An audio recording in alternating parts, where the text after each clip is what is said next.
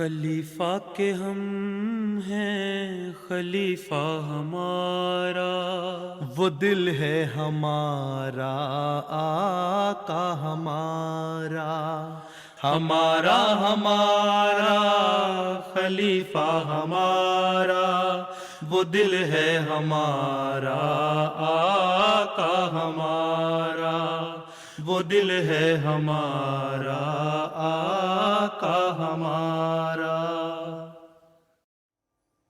Assalamu alaikum and welcome to This Week with Huzoor. Today we are honoured to present highlights of a virtual Mulaqat where Hazrat Khalifatul Masih V graciously met with Waqifaat-e-Nau from Indonesia last weekend. Assalamu alaikum warahmatullah.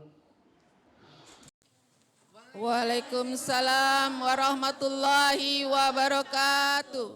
Last Sunday, Waqifaat-e-Nau from Indonesia, who were gathered in Jakarta, were blessed with a virtual Mulaqat with Hazrat Khalifatul Masih V. May Allah be his helper.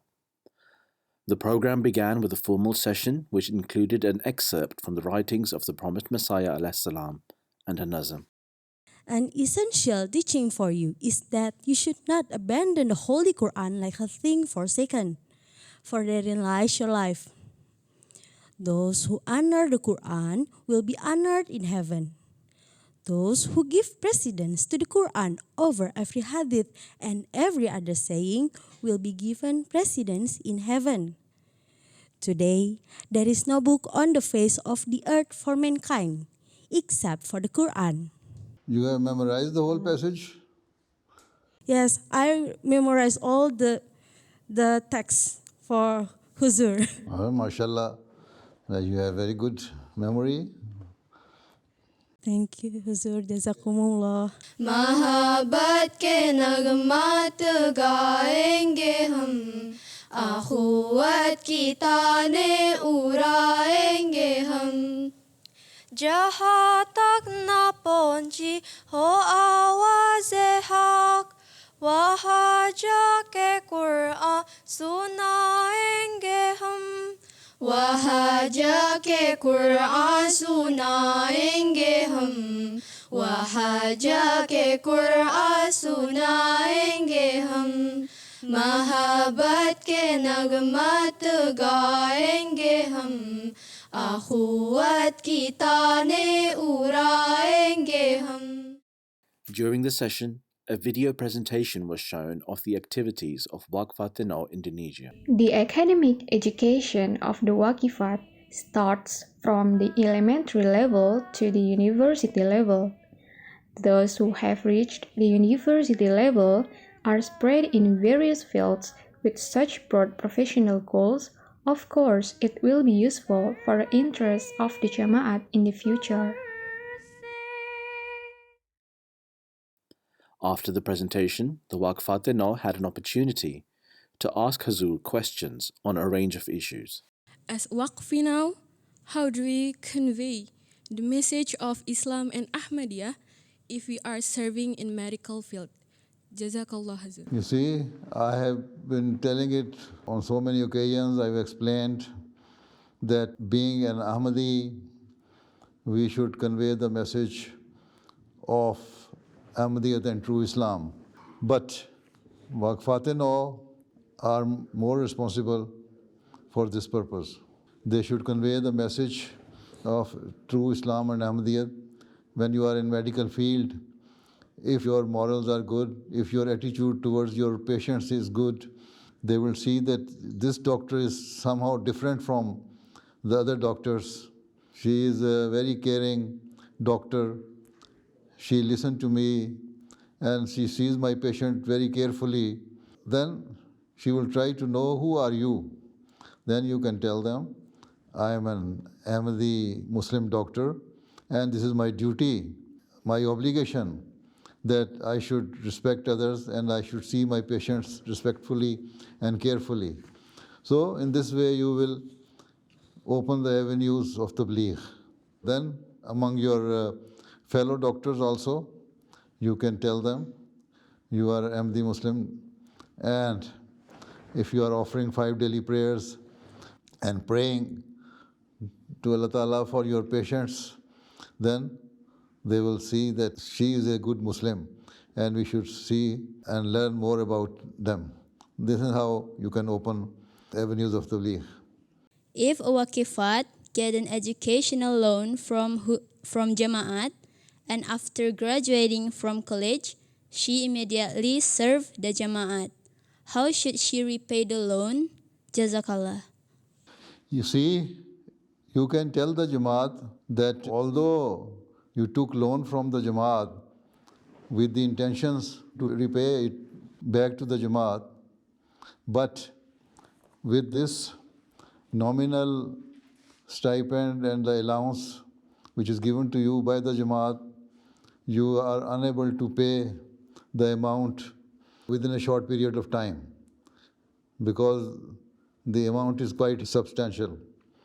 So Jamaat can fix some small amount to repay back your loan, and then they will deduct it from your income source or your allowance.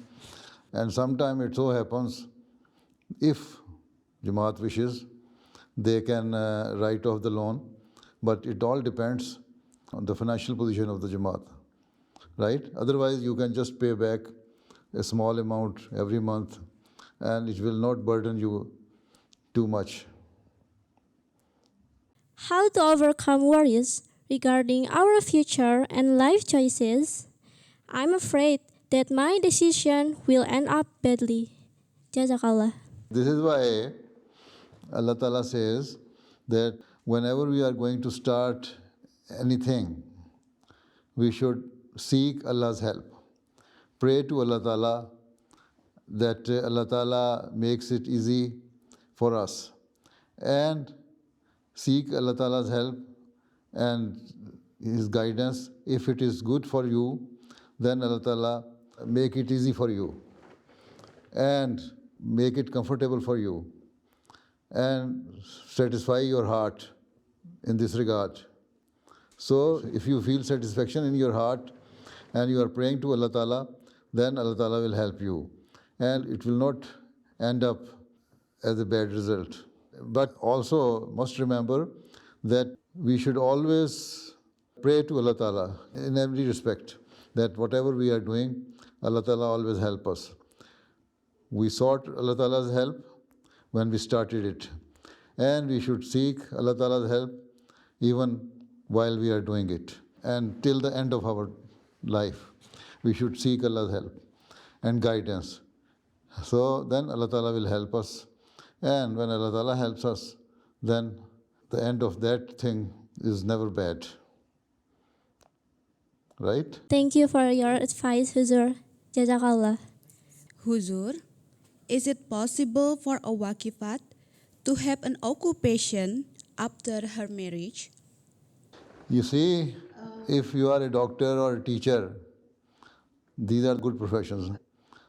You are a student or you are a professional? I'm just graduated from nutritionist. This is a good profession. It helps humanity. And after the marriage, you can ask your husband. If he is happy that you continue with your work, you should continue. If he says no, you should not, then you should not do it, but voluntarily you can do it with Lajna and other Jama'ati organizations or any charity organization. But there is no harm in continuing your profession even after marriage, but at least you must seek the consent of your husband. And also remember that when you start family life, when your children are born, this is the duty of the mother to look after the children, to bring them up in a good atmosphere and with all the good conditions. So your first responsibility is to take care of your household, your children, your husband. And after that, if you find some time, then you can do the job as well. And if you think that you can do justice with your profession, and at the same time you can also do justice with your children and your household affairs, then you can do both things together. What if the parents of Waqifah asking her to withdraw from the Waqfe-Nau scheme while she insists to be a Waqifah? Jazakumullah. You see, your parents offered your life for the cause of the Jamaat before your birth. Yes. And when you were born, then they told the Jamaat that now we had a girl or boy, whatever it is, and we want to offer her or him for the Jamaat as a Waqfe Nau. And at the age of 15, you renew your bond when you are quite mature and sensible that you want to continue your Waqf. When you finish your education, you say that you will continue your Waqf. So, when you are mature and you have entered the age of maturity and you have entered in Lajna-e-Maila at the age of 15, then you can take your own decision. Whether your parents like it or not, now it is up to you that you want to continue your Waqf or not. They have done their duty when you were young, but now when you are matured, you have to take your own decision. This is why we say that Waqfe Nau or Waqifa-e-Nau should renew their bond of Waqfe Nau at the age of 15, then renew it further at the age of 21 or after completing your education. So if you want to continue, then it is up to you. If you want to break this bond, it is also up to you. Your parents cannot say that you break it. Waqfe Nau or Waqifa-e-Nau themselves have to decide whether they want to continue their Waqf or want to break this bond. What do you do? I am on freelancing at Ismail magazine. Now, Ismail magazine is Jamaat's magazine or? Yes. A Waqfe-Nau magazine. Waqfe-Nau magazine. Acha, acha. Ismail is for boys and you are girl. You should work for Maryam magazine, not Ismail. Ismail is for boys. Let the boys do it. And you should start your own magazine with the name Maryam. Ask the men that they should continue with their magazine Ismail. And we are not going to help men. We shall start our own magazine with the name Maryam for Waqifaat-e-Nau girls. Inshallah. Right? Inshallah, Huzoor. Your men are lazy, they want to put their burden on your shoulder. Right? Ask your men that do your own work and we are going to do our own work. Yeah, inshallah. Okay? What is Huzoor's guidance of a Waqifat who prioritizes her services in Jamaat than her duties as a student? Jazakallah. You see, whether you are a Waqfe Nau or not in the scheme of Waqfe Nau, being a student, you should give preference to your studies first. Complete your studies, get a better education, and then come forward for the help of the Jamaat and work for the Jamaat. But during the weekends, you should attend Waqifaat-e-Nau classes or Waqifaat-e-Nau ijtimas, and whenever you are on holidays, give some spare time to your Jamaat work and Waqfe Nau work, whatever it is given to you by your Sadr or in charge Waqfe Nau, but never ever at the cost of your studies. You first emphasize on your studies, complete your studies, get better education, and then you will be more beneficial and useful asset for the Jamaat, and then help the Jamaat as a Waqfe Nau. मेरा सवाल ये है कि मेरे school में अहमदी और गैरअहमदी बच्चे पढ़ते हैं. कभी कभी अहमदियत पर बात होती है. मैं अपने इल्म के मुताबिक उनको जवाब देती हूँ और उनके साथ अच्छा सलूक भी रखती हूँ. इसके बारे में आपकी क्या हिदायत है कि वो अहमदियत के बारे में ज़्यादा दिलचस्पी लें? देखो, अगर तुम नमाज़ें पढ़ती हो, स्कूल में वक्त हो गया नमाज का, तुमने नमाज़ पढ़ी, बच्चियां लड़ती हैं, बहस करती हैं, ज़ूल किस्म की गंदी ज़ुबान इस्तेमाल करती हैं, बाज़ दफ़ा गाली गलोच किसी से लड़ाई हो जाए, तुम वो नहीं करती, बल्कि लोगों की सुलह कराती हो, सफाई कराती हो, लोगों को कहती हो कि अच्छी बात नहीं है लड़ना, अच्छी बातें हमें करनी चाहिए, तुम्हारे अखलाक अच्छे हैं, तुम्हारा लिबास अच्छा है, स्कूल यूनिफॉर्म भी तुम्हारा अच्छा है, सर तुम्हारा ढका हुआ है स्कूल में, तो लोग तुम्हें देखेंगे, तुम्हें समझेंगे तुम एक अच्छी मुसलमान हो, तो तुम्हारी बातें सुनेंगे और तुम जो कर रही हो बड़ा अच्छा कर रही हो। इसी तरह अपने नमूना भी दिखाओ, साथ अपने इस्लामी इल्म को भी बढ़ाओ, इस्लामी तारीख़ के इल्म को भी बढ़ाओ और जमात के इल्म को भी बढ़ाओ। और किस क्लास में पढ़ती हो? 5वीं में। अच्छा, अभी तुम 11-12 साल की हो? जी हुजूर। 11 साल की हो? जी हुजूर। अच्छा अच्छा, बस फिर अभी अच्छी अच्छी बातें करोगी ना तो यही तबलीग है तुम्हारी बहुत। फिर बड़ी होती जाओगी, ज़्यादा इल्म हासिल करती जाओगी, तो फिर लोग तुम्हारी तरफ तवज्जो करेंगे, जो तवज्जो करेंगे तो इस तरह तुम्हारी तबलीग भी होती जाएगी। When we have dreams or goals and we try hard to achieve it, how do we stay happy and sincere with Allah even when we cannot reach our dreams? You see, if you have dreams or goals according to your potential, then you should work hard and pray to Allah Ta'ala that Allah Ta'ala help you to achieve them. The first thing is that you pray to Allah Ta'ala for the achievement of your goals. Secondly, you have to work hard, or even you should say rather work hard before. That is what Allah Ta'ala says. Jahadu. First you have to work hard, then pray to Allah Ta'ala that you have done whatever was possible according to your potentials and according to your capabilities. And now Allah Ta'ala help you to achieve that. Then Allah Ta'ala inshallah will help you.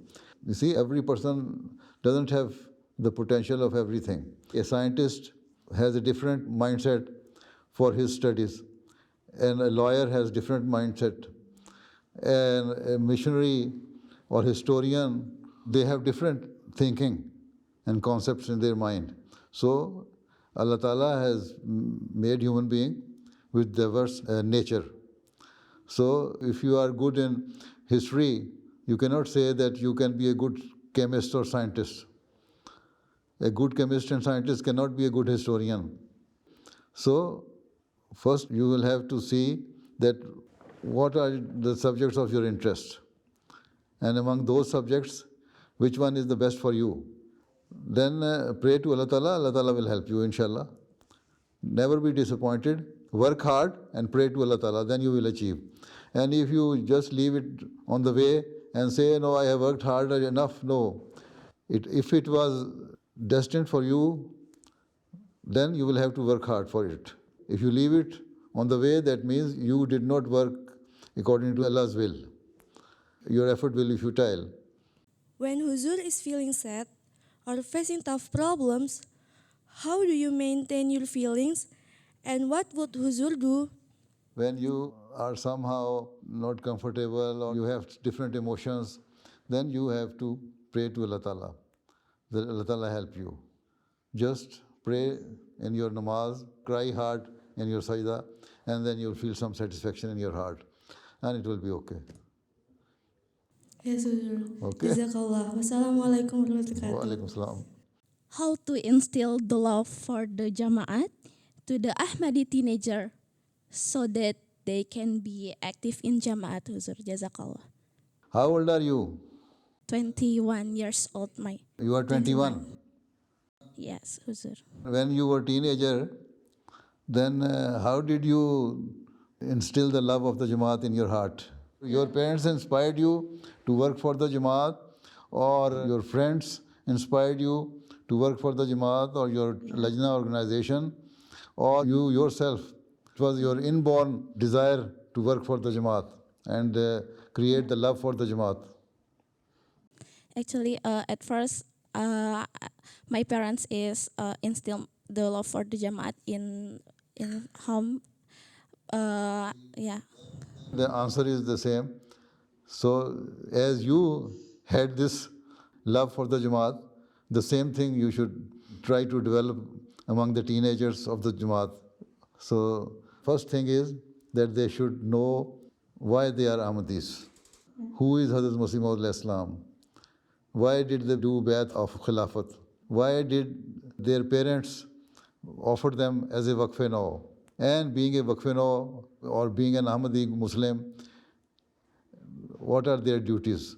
So if they realize their duties, then they will understand their responsibility.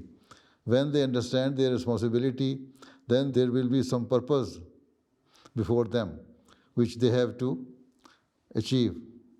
And for that, when they work hard and pray to Allah Ta'ala for it, then the love of the Jamaat and their work and the status of being Waqfe Nau will itself develop in their hearts. Okay?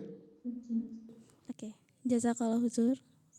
As a Waqifaat, when we are serving as a full-time employee of Jama'at, then we get married, should we quit our service in Jama'at and be focused as a wife, or should we keep our service in Jama'at with a permission from husband?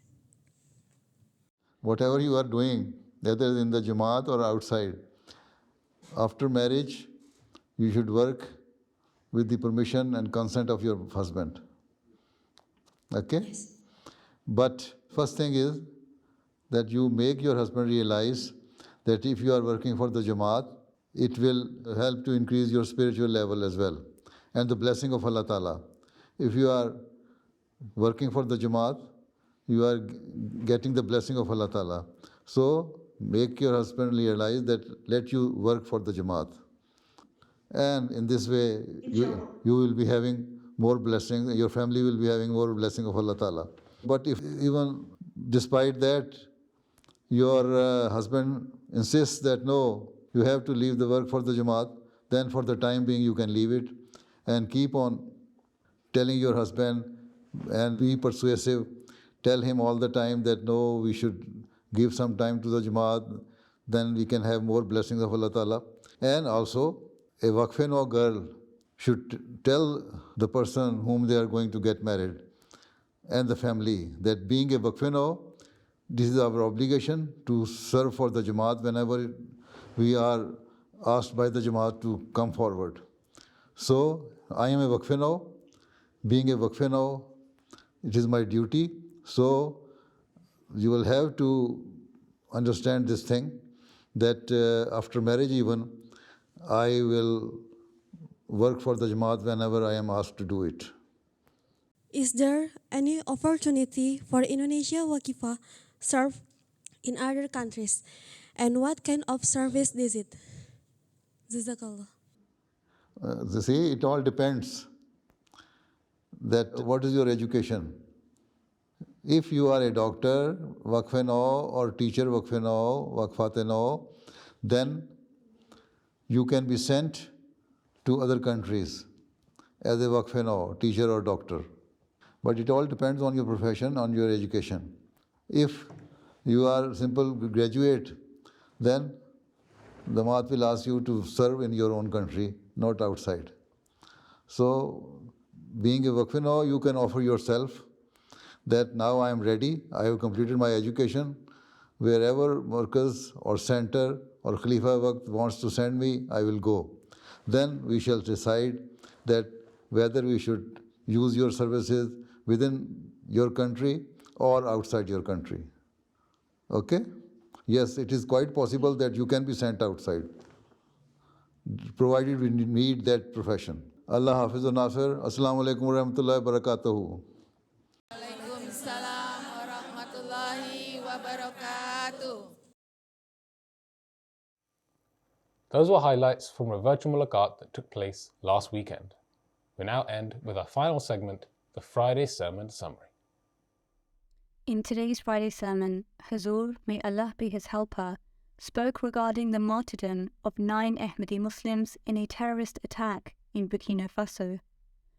Huzoor, may Allah be his helper, spoke about how these individuals were given a chance to live by denouncing their faith, but they refused, and in doing so, sacrificed their lives for the sake of their faith.